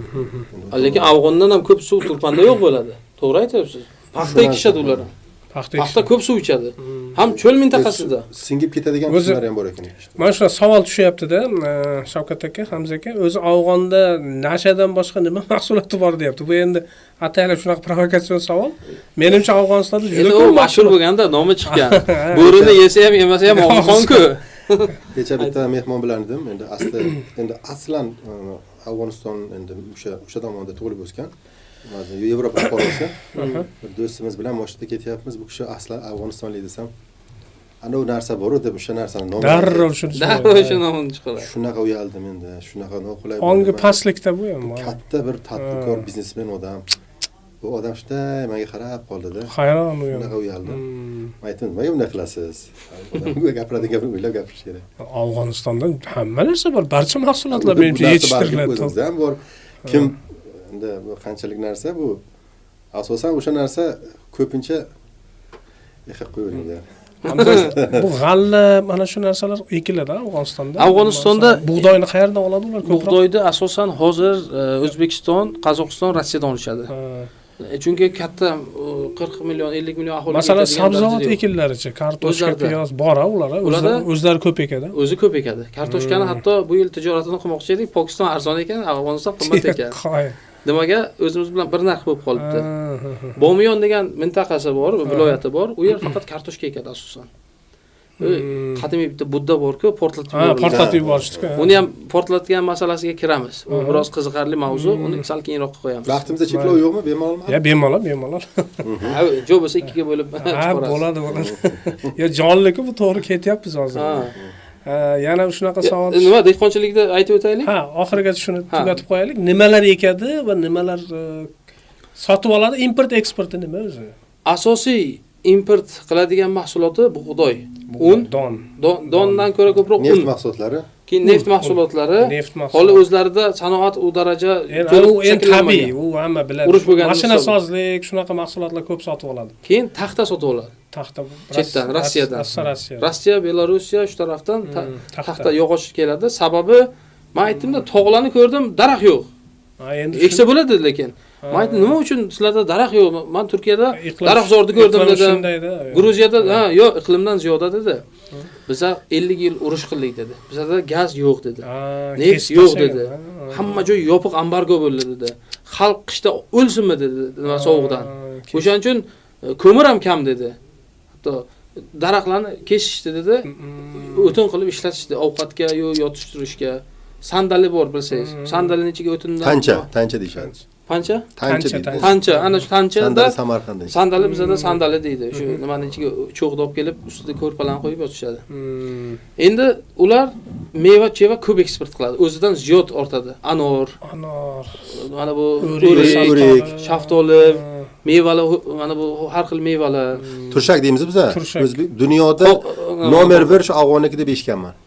Afg'onning yeri bor-ku, Ixtiyor aka. Juda nima mineralga boy. Unumdor. Nima eksangiz eng zo'rini olasiz. O'sha tog'lik joy emas, odatiy yerlariga, vodiylariga eksangiz juda barakali joylar. Xuddi Surxondaryo qanaqa? Nima eksangiz olasiz-ku. Barvaq olasiz, yaxshi olasiz. Shuni 50 kilometr u tarafga Afg'oniston. Agar mana shu kanal narsasi qurilsin, yaqinda O'zbekiston davlatini ta'minlovchisi Afg'oniston bo'ladi. Ya'ni Xudo baraka bersin, o'shani zarari bizlarda diyorlarga ketmasin. Chunki bir rossiyalik ekspert bilan gaplashgan edim-da, bir holat bo'luvdi. Yaqin 3 yilda, 5 yilda O'zbekistonda kutiladigan juda katta shunaqa tashvish shu ekologiya, suv tanqisligi degan edi. Lekin yaqinda to'g'risi Tojikistonga borib keldim o'zim mashinam bilan. Yo'lda rosa shu perivallarda rosa katta qor yoqqan bu yil. Bu yil yaxshi bo'ldi. 15 yil nima deydi? 15 yildan beri bunaqa katta qor yog'magan ekan. Xudo barakani bersin. Yaxshi bo'ldi, bu yil yaxshi barakali bo'ldi. Keyin nima bor? Qimmatbaho nima ekishyapti? Xabaringiz bo'lsa, za'faron bor. Ziravorlar ham ko'p. Ziravor ko'p. Ha. Ziravorlarning sultoni bor. Yo'q. Zafaron, men o'zim ham shuni tijoratini qilaman. Afg'onistondan olib kelib sotaman. U dunyoda Eronda, Afg'onistonda, Hindistonda, Turkiyada va O'zbekistonda ham zafaron yetishtiriladi. 90% zafaron Eronda o'sadi. O'zi Erondan Ko'p keladi. Lekin Belgiyadagi bitta tadqiqot markazi International bir nima degan, o'sha oxirgi 10 yilda analiz qiladi har yil zafaronlarning ichida. Ana o'sha zafaronlarni eng yaxshisi Hirot, Afg'onistonda Hirot zafaroni 10 yildan beri chempion. Birinchi nomer. Chunki o'sha qimmat ham bo'lsa kerak. Qimmatroq, ha? Qimmatroq, u tilloday. Kilosi bir necha ming dollargacha chiqadi. 1 kilosi. Lekin mehnati ham og'ir. 150 mingga yaqin gul ekasiz 1 kilo zafaron uchun. 150 ming gul. Yaxshisi, o'ylab qarang, u qancha ichidan tolachalarini olib, o'shani yig'ib 1 kilo qilib, keyin upakovka qilib sotishadi. Tushunarli. 4-5% zafaronni dunyoga Afg'oniston eksport qiladi. Endi qishloq xo'jaligi endi ma'lum. Chorvachilik qanday ahvolda? Chorvachilik zo'r. Masalan, nima? Qaysi mol, qo'y? Asosan qo'y. Mol ham ko'p, qo'y ko'p. Qo'yda kichik yeyishadi ular, lekin bizlardagidek semirtirishmaydi. Semirtiradi-yu, endi qanday? Bizda qo'ylarni agar qiziqqan bo'lsangiz, nima turlari bor? Hisori bor. Hisoriyda ham eski nasli bor ekan. Qatag'oniy deydi. Kallasi ana beri tumshug'imni. Juda qimmat qo'ylar bor deydi-ku, ha? Ya qimmat arzon-da edi. Bizda qimmat u narsa. Yo'q, bir navlari bor deydi-ku, shu Afg'onistonda bir juda qimmat turadigan. Molday qo'ylarni ko'rdim. Qo'y uni ko'taradi, boshingizda oldi bosh turadi. U bir 100-200 kilo go'sht bersa kerak. 3 kilo beradi. Bittasini aytdi, bu maydaroq dedi, 80 kilo dedi. Qo'yil. O'sha kun bozor kech ketganimiz uchun kamroq ko'rdik, o'zi ko'p bo'lar ekan. Instagramingda bormancha buni. Ha, qo'yuvdim Instagramga. Bozorda narx-navo arzon. Bizdan kamida 2 barobar. 5 dollar dedingiz, go'shtni? Bozordagi narxi 6 dollar, 6-6,5 dollar. Do'kondagi eng oxirgi xaridorga yetib boruvchi nimada 6-6,5 dollar. Olib kelish mumkin emas bizga. Bizaga men qiziqib ko'rdim, tirik molni Afg'oniston taqiqlagan. O'zimizda qimmatchilik bo'lib ketmasin deb. Endi baribir chegaralangan. Chegaradan o'tkazishga qo'ymaydi hozircha. Faqatgina qo'y go'shtini o'sha yerda so'yib, firma qilib, ruxsat qilib import qilsangiz bo'lar ekan O'zbekistonga, muzlatilgan holatda faqat qo'y go'shti. Tadbirkorlarga yaxshi taklif. Tushundim. Shu sabab arzonchilik. Hozir go'sht bizda rosa qimmat bo'lib ketdi. Ham yo'l xarajati arzonda. Shuni Termizga olib kirsangiz 100 kilometrda go'sht tayyor. Belorussiya, Mo'g'ulistondan kelishi bor, Afg'onistondan kelishi bor. Bu yaqin logistikasi. Endi Afg'oniston albatta agrar mamlakat, bu endi hech buni nimasi yo'q, lekin menimcha industriya ham asta-asta rivojlanyapti, sanoat. Qaysi tarmoqlari hozir mana o'zingiz ko'rdingiz? Qanaqa zavod, fabrikalar qurilyapti Afg'onistonda? Ishlayotganlari. Afg'onistonda o'sha birinchi navbat eng asosiy ehtiyoj bo'lgan un, yog', shakar. Oziq-ovqat sanoati. Ha, oziq-ovqat birinchi navbatda kerak bo'lgan narsa. Ular shakarni yaxshi ko'radi. Ayniqsa pashtunlar shakarsiz choy ichmar ekan. Har choyini shakar bilan, qand bilan mutlaqo ichadi. Hatto o'zbeklardan birontasi shakarli ichsam pashtunmisan deb aytar ekan. Chunki o'zbeklar ko'p choy ichadi. Biz ham Sovet davrida shu pashtun edikda biz. Pashtun degan shakar bilan. Shakar nonni botirib, o'rtak sho'r o'qilib uradi. Qiyinchilikdan endi albatta. Endi lyuks bo'lgan sari mana qahvaga o'tdik. Qahvani ham beshakar qilsak yaxshi nima? Hamza aka, boshqa sanoat tarmoqlari bormi? Endi kurtak ochayotgan. Masalan, nima ishlab chiqarish, mana transport biron narsa ishlab chiqaradi, mototsiklmi yoki velosipedmi? Endi qarangda. Hali yo'q unaqa, yo bormi? Endi qisman odamlar o'zi qiladi. Kustar uyda. Uyda o'zi teradi. Terib ishlatadi. Bitta mashinani ko'rdim o'zim, nimaga qo'ydim? Qo'yil, o'zi teryapti. O'zi tergan. 18 yil oldin qilgan buni. 18 yil oldingi mashinani ko'rsangiz, ana bu Ferrari'ga o'xshaydi. Yarim rul 18 yil oldin qilingan. Afg'onistonda injener bo'lsang, mana shu boyib ketasan ekanda, agar 4ta 5ta mashina sotsang ham ishlab chiqadi. Yo'q, ular hozir Amerikadagi mashinani Afg'onistonga olib kela oladi. Rastamoshkasi nimasi boji past. Shuni so'ramoqchi edim. Soliqlar qanday u yerda? Soliq kam. Ya'ni chunki hozir boyagi savolingizga shuni aytaydi. Inson qorni och bo'lgan paytda, qorni och, yeyishga narsa qidirgan paytda mashinani o'ylamaydi. Davlat asosiy qismi aytdik-ku, muhojirlar boshqalar ko'chib keldi. Asosiy qatlam kambag'al bo'lgandan keyin xalqqa birinchi navbatdagi ehtiyojni beradi. Nima u? Non beradi, un beradi, choy beradi, oziq-ovqat beradi. uy joydan beradi. Undan keyin nimaga qarab ketaveradi talab. Hozir borib Afg'onistonda tegirmon ochsangiz sizga 1 gram soliq olmaydi. Tegirmon olsangiz, o'sha boj, birinchi bojdan yutasiz. Masalan, bir tonna bug'doy aytaylik qancha? 300 qancha dollar-ku? 400 dollarmi? Hozir to'xtang yolg'on bo'lmasin. Xullas 70 dollarga yaqin nima oladi? Davlat boji oladi. Siz zavodni Afg'onistonga qo'ying, o'shani o'zi tonnasiga 70 dan qolsa yetadi. Xo'p. Ya'ni hozir borib Afg'onistonda savdo qilish oson. Shirkat ochish oson nisbatan. Zavod fabrika ochsang bemalol bor, imkon beradi. Skechers bor-ku, ana bu oyoq kiyim markasi. O'sha shimolda zavod ochgan. 500 dollarlikmi, juda katta nima. Kiyim-kechak zavodlari. Kiyim-kechak ochgan masalan. Shvetsiya brendi. Yo, brend, lekin o'sha nima ochgan filial. Qanaqasi gap? Yo, sheriklikda ochgan. Xullas, chunki ehtiyoj borki, shu narsani qiladi. Masalan, borib o'zbek tadbirkorlar bemalol bir kiyim-kechak fabrikasi ochsa bo'ladi. Shunga imkon bor. Bor. Unga ehtiyoj ham bormi Afg'onistonda? Ehtiyoj ham bor. Endi faqat ularga moslashtirib deyman. Endi ular menimcha kostyumchi unaqa narsa kam kiyadi. Kiyadigan ham shu katta rahbarlar kiymasa agar. Rahbarlar kiymaydi. Yoki ziyolilarimi? Hech kim kiymaydi. Ular shu eng katta amiridan tortib oddiy davlat amaldorigacha hatto yaktak bilan yaktak ham emas, yo'q, yaktak desak xato bo'ladi. Uzun ko'ylak. Uzun ko'ylak. Ko'ylak mana bu tizzagacha keladi, ikki yoni ochiq. U bemalol nima deydi? Harakatga ham mushayt qilmaydi, yaktakda emas, oldi ochiq emas. Mana ko'ylaklar qanday chiqarsa bo'ladimi yo kiyadimi, kiymaydimi? Kiymaydi. Bozorga qarab ish qilishingiz kerak-da. Ha, bo'ldi, tushunaman. Masalan, un olib boring, soting. Unni hamma yeydi. Oyoq kiyimcha, endi oyoq kiysa kerak. Kiyadi, oyoq kiyimga farqi yo'q. Demak, oyoq poyabzal faqat narx arzon bo'lishi kerak. Asosiy nimaga sotmoqchi bo'lsangiz, xullas bozor O'zbekistondan kam yuradi, narxi pastroq yuradi va ko'pdan yutasiz. Katta sotsangiz, katta foyda qilasiz. Kam-kamdan unaqa foyda yo'q. Shunaqa bir turlar, balkim shunaqa O'zbekistonning turistik kompaniyalari shunaqa bir eski mana shunaqa tarixiy ota-bobolarimizni joylarini bir ziyorat qiladigan shunaqa narsa qilsam ekan. Tur tashkil qilsa lekin yaxshi bo'ladi. Menimcha, turizmni nima qilish kerak? Ularni bu yerga bizdagilar u yerga olib ketish kerak. Hamza aka, bitta savol ko'p berilyapti, hozir tugatamiz, vaqtimiz chegaralangan albatta. O'zbeki degan bir nima, ixtiyoriy soni so'rab ko'ringchi, Afg'onistonlik o'zbeklar biz O'rta Osiyo o'zbeklaridan nimasi bilan farqlanar ekan? Yaxshi savol. Endi Afg'onistondagi o'zbeklarda 50% bizni O'zbekiston o'zbeklaridir. Mana shu xulosaga kelganman. 50%.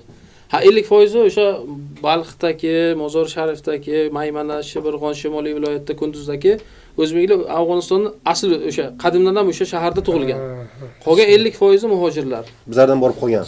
Leninning vaqtida, Stalinning vaqtida qatag'on bo'lgan vaqtida molini, jonini, oilasini saqlash uchun Samarqanddan, Qashqadaryodan, Surxondaryodan, Buxorodan, Toshkent vodiydan ketgan insonlarni farzandlari. Men nechtasini ko'rishsam, bizlar deydi, Qamashidan bizlar deydi.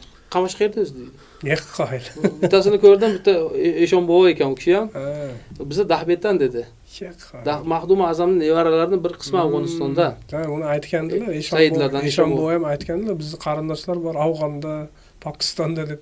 Ha, o'zbeklar hozir Saudiyaga borsangiz ham o'zbek bor, Pokistonda ham bor, Afg'oniston, Eronda ham bor. Ularning bir qismi o'sha yerda yashaydi asli qadimiy. Qolgani O'rta Osiyodan hijrat qilib borishgan. Vaqtida o'sha mol jonini himoya qilish uchun, dinini himoya qilish uchun o'sha yerga hijrat ko'chib ketishganda, ya'ni. O'shaning uchun ularning bizdan farqi ko'p yo'q. Masalan, o'sha Mozor Sharifdagi o'zbeklar bilan o'tirsangiz, gaplashsangiz, tili biznikidan ham tozaroq. Rus tili qo'shilmagan. Rus tili umuman yo'q. Boshqa tillar. Rus tilini gapirsangiz, nima qarab turadi, nima dedi bu deydi. Tushunmaydi. Tilini sof saqlashgan. Birinchisi. Ikkinchisi, madaniy, urfiy narsalari, kiyinish tarzlari bo'lsin, bizdan ko'ra eskiroq, qadimiyroq, ya'ni. Oldingi masalan, bobolarimiz bilsangiz, unaqa cho'pon kiyib, salla kiyib, nima choyxonada choy ichib o'tirardi-ku, bobochalarni haykalchalari bor. Ana shunaqa odamlar hozir ham bor. Bir kun bir majlisda o'tirib qoldik. Shu hamma ana bu shumbola bor-ku, kino, shu qadimiy kinolar, Nasriddin Afandi, o'shani muhiti kinoda qanaqa, SSRda vaqtda olingan bo'lsa ham qadimiyga ishora qildi. Ana shuni yashadik, ishoning. o'tirasiz, qadimiy odamlarda samimiy, ichida kiri yo'q. Toza, o nima deydi? Ichkarisi bilan tashqarisi bir insonlar. Samimiyda shu yurakdan gapiradi, nima qiladi? Shu yarimta noni bo'lsa, shuni ikkiga bo'lib yarmini beradi. Mehmondo'st, kamtar. Keyin davlatni kattasidan tortib, o'sha vazir hokimlardan tortib, boylarigacha katta amaldorlari yo o'sha puldorlari ham juda kamtar. Hokisor insonlar, mutavozi. Tavozulik. Bizda ham bunaqa insonlar bor, lekin bir ba'zan mahalla raisligiga borsangiz, uni yoniga yaqinlashib bo'lmaydi. Kibr havodan yaqinlashib bo'lmaydi, gapni ochig'i. Lekin yerda katta bir vazir bilan o'tirsangiz ham bir xil o'tirasiz bilan. Kibr qilmaydi. Bilmay qolamiz deydi. Vazirligidan shubha qilasiz. Bu odam mashinangmi, allayaptimi deysiz. Yo, haqiqatan vazir. Vazirlikning ichida o'tirasiz, bir ish bilan borsangiz, kamtar xushmuomala. Hamza aka, minus taraflari ham bormi? Minus bor. Minuslarni ham aytish kerak. Minus birinchidan Kobul shahrida svet, mana bu elektr ko'p o'chib turadi. Endi energetikada muammolar bor. Taraqqiyot etmaganda. Gaz yo'q. Gaz qanaqa? Tizimlik gaz yo'q. Mana bu uylarga gaz bor-ku O'zbekistonda. Ularda gaz yo'q. Gazni gaz ballonga to'ldirib kelishadi yoki boshqa usullarda svetda pishirishadi. Gaz yo'q, nima yo'q. Energetik muammo bor albatta. Energetik muammo bor. Meditsina qay holatda? Meditsina qanday? Meditsinasi bizda oldinda meditsina. Masalan, ayollarga qanday? Ayollar Yo, bizda qaysi ma'noda oldinda? Texnologik jihatda bizda oldin. Bizlar oldinda. Biz oldinda. Ha, biz oldinda albatta. Bizlar ulardan oldinda. Nimaga? Sababi bizda hozir ko'p texnologiyalar rivojlanib ketdi. Albatta, endi nimalar rivojlanib ketdi. Uni tenglab bo'lmaydi. Lekin kasal jihatidan Afg'onistonda kasal kam. Nimaga kam? Tabiiy narsalar bilan menimcha. Tabiiy narsa ko'p edi. Toza, ekologiya. Havo toza, ekologiya toza, mehnat ko'p. Keyin ular tabiiy choylar ichishadi. Ko'k choyda ham giyohlarni ichishadi. Mana zafaron choyini ko'p ichishadi. Zafaron choyi 1000 xil dardga davo masalan. Sababi o'sha Ibn Sino maqtab kelganda u narsalarni. Keyin ko'p choylardan o'zlari choy tayyorlashadi. Masalan, zafaron, ko'k choy, mana qalanfur, munchoq, dolchin, shu kabi 7-8 zirani nimasi solib 7-8 xil damlamadan choy qilib, ana bu 2 litr, 3 litrlik ana tefallari bor. Biz Afg'oniston o'zimizni choyxo'r desak, Afg'onning oldida shogird tusha olmaymiz choy ichish bo'yicha. Bizda mehmonga 1 litrlik yo yarim litrlik choynikda choy olib kelamizmi? Ular 3 litrlik olib keladi. Men qora ichmayman, ko'k choy ichaman desiz, borib 3 litr ko'k choy olib keladi. Choyni ayamaydi. Keyin tefallarga nimaga olib keladi? Bir kun bir xil turadi issiq. Tefallarni men yaxshisidanmi? Xullas, mehmondo'st, yaxshi taraflari. Ya minuslari aytganimdek, siyosatida minus taraflari ham yo'qmi? Qanaqa masalan? Ko'p. Masalan, Talibanlarni ba'zi qilayotgan masalan ko'p tanqid qilishadi-ku. Masalan, ayollarga nisbatan yo'q, qaysi masala? Masalan, ayollarni mana o'qishiga taqiqlar, turli xil. Ayollarni o'qishiga taqiqlar. Boshqa taqiqlar masalan. O'z ko'zim bilan necha marta ko'rdim. Maktablari ishlab turibdi. 6-sinfgacha dunyoviy ta'lim berishadi. 6-sinfdan 12-sinfgacha ham diniy, ham dunyoviy o'qitishar ekan. Xullas 12 yillik ta'lim mavjud Afg'onistonda. Oliy ta'limchi. Oliy ta'limga kelsak, oliy ta'limni yopib qo'yishgan hozir vaqtincha. Qachon ochiladi, o'zlari biladi, Xudo biladi. Oliy ta'limdan tashqari ayollarning masalasi, tug'ruq masalasini ba'zilar aytadi-da, erkaklar tug'diradimi? Yo'q, ayol doktorlari o'ziga yetarlicha. Demak, bor ekan-da, universitetlar ishlayaptimi shu? Ishlab turgan edi, yaqinda yopgan. Nima uchun desa, aytishadiki, bizda erkak ayol birga o'qitmaymiz. Alohida qilamiz. Mayli, ayollar universitetini alohida qilsa bo'ladi-ku, tibbiy universitetlar. O'shani harakatida bir ikkitasi shunaqa qilamiz dedi. Faqat endi ta'lim sistemasini biz qaytadan isloh qilamiz. O'zimizning madaniyatga, o'zimizning urf-odatga, dinimizga to'g'ri holatda moslashtirib keyin qilamiz. U davlatga 1000 ta doktor kerak bo'lsa, xohlasa o'zi tarbiyalaydi, xohlasa O'zbekistondan eksport qiladi. Ya'ni inson ishchilarni olib borib 3000 dollardan beraman desa, doktorga ishlamaydimi? Ishlaydi. Borib bizani xalqimiz Yamanda urush bo'layotgan joyda ishlab kelardi. Burnimdan operatsiya qiluvdim bir marta. O'sha odam Yamanda ishlagan. Ishsizlik masalasida, tilanchilik masalasida qanaqa bir chora ko'rishdi deb aytgan-edi o'shada. O'zi ijtimoiy holat qanday? Haqiqatan boy tilanchilar haqida, sinflar masalan o'rta hollar qanday? Menimcha Endi- bari katta qismi o'rta hol. Bo'lmish deyishadi u. Qanaqadir bir tadbir aytuvdingmi? Ha, bir marta avvallari tilanchi juda ko'payib ketdi, haddan ziyod ko'payib ketdi. Qadamda edi, hozir kamaygan ancha. Bir yil ichida ancha kamaydi. Demak, joyiga tushyapti-da iqtisod ham. Iqtisod ham tushyapti, keyin davlat bir marta hamma tilanchilarni to'plagan, 100% tilanchilarni tekshirib chiqqan. 40% haqiqatan tilanchi, ya'ni majbur, shunaqa nogiron. Qolgani qallob. Keyin yana bir 50% ishga yaroqli, ish bilan ta'minlab chiqdi. Bir 10% masalan, u ham o'ziga yarasha hammasini kategoriya qilib, $50mi, $70dan oylik berib, oylik ishla. Ishlolmaydiganiga nafaqa berdi.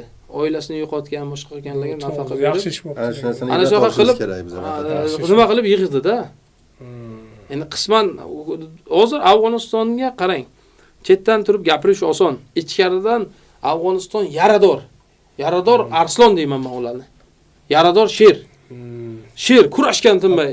30 yil bosqin, 30 yil, 10 yil SSR bosdi, 20 yil Amerika bosdi. Ukraina necha yil urushdi Rossiya bilan hozir? 5-yil ketyapti. 5-yil. Ukraina qarang qanaqa hozir iqtisodi vayron bo'lib ketgan, xalqi chiqib ketdi Yevropaga, Amerikaga. 5 yillik urushni ko'tara olmayapti. Suriyada 10 yil urush bo'ldi misol.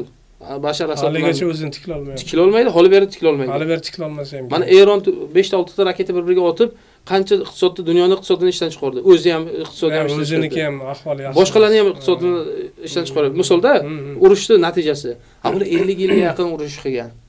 Bunga aytsangiz-ki, O'zbekistonga qara, Tojikistonga qara, Pokistonga qara, ichki nimalarga arallash desangiz, to'xta deydi. Men avval yaralarimni o'zimda, jarohatlarimni tuzatib olay. Qo'y, menga teginmanglar deydi. Men sizlar bilan nima ishim bor? Hurmatlaringizni qilaman, izzatlaringizni qilaman, meni ham haqqimga kirmanglar. Men sizlarga teginmayman, sizlar menga teginmanglar. Demak, bir 20-30 yil bularni tinch qo'ysa, keyin natijasini ko'radi. Keyin o'tishi dunyo mumkin. ko'radi natijasini. Lekin hozirgi ketishi yaxshi. Hozirgi nimasi botqoqlikka botib ketgan davlat topshirildi bularga. O'sha u oldi. Hozir ancha chiqardi. Tushunarli. Oson emas-da endi. Xullas, ularni ham to'g'ri tushunish kerak. Ajoyib suhbat bo'ldi. Hamza aka, Shavkat aka, katta rahmat. Sizga rahmat. Alloh rozi bo'lsin sizlardan. Rahmat sizdan. Suhbatlaringiz uchun. Salomat bo'linglar. Albatta, studiyamizda sizlarni yana kutib qolamiz. Bu menimcha bu ko'rsatuv hali to'liq yakunlanmadi. Boshlanishi. Boshlanishi xudo xohlasa. Boshqa davlatlar haqida. Albatta, tomoshabinlardan ham mana shuni kutib qolamiz izohlarda. Albatta, tomoshabinlar talab qilishsa, savollar berishsa, siz shu tarix mutaxassisi biz ham ko'rgan bilganlarimizda aytadi-ku, nelar ko'rdingiz so'ylangiz deydi-ku, shunaqa ko'rgan bilganlarni aytish qiziqda insonlarga. Hamza aka, katta rahmat. Salomat bo'ling. Salomat bo'linglar.